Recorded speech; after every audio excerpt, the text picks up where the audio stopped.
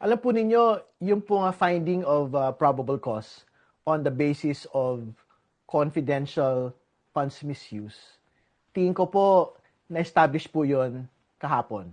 No? So, una, mabigat po talaga yung finality po ng COA finding.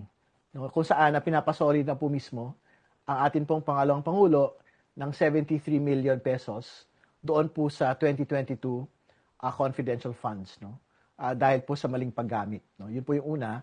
Pangalawa, yung pong bago pong mga notice of disallowance para naman po doon sa 2023 confidential funds, no, ng OVP.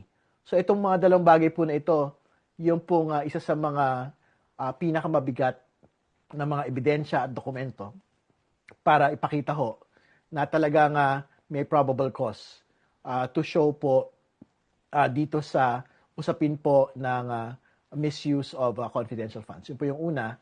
Pangalawa, yung po NBI finding na sinasabi po na parang isang tao o iilang tao lang po yung pong pumirma nung pong acknowledgement receipts ni na Mary Grace Piatos, Milky Sikuya, at iba pang mga fictitious names doon po sa mga tumanggap ng confidential funds. Ikatlo, mabigat din po yung PSA certification na nagsasabi na hindi ho totoong mga tao.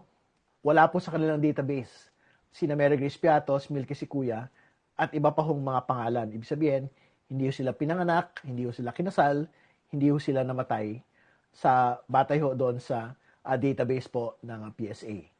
Ikaapat, syempre mabigat din po yung mga previous proceedings na po ng 19th Congress Good Government Committee.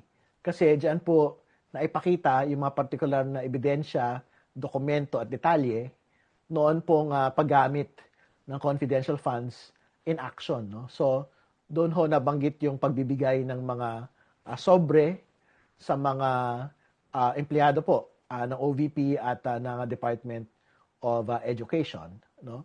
At panghuli, syempre, yung pong testimonya ni Ramil Madriaga, kung saan sinasabi ho niya na meron po siyang ginawang pagtanggap at pag-deliver po ng mga duffel bag sa tatlong separate location, supposedly containing cash from confidential funds. No? Ito pong lahat ng mga ito, yung pong magiging mabibigat na batayan para po masabi po natin na meron pong probable cause to impeach the Vice President on the basis of confidential funds.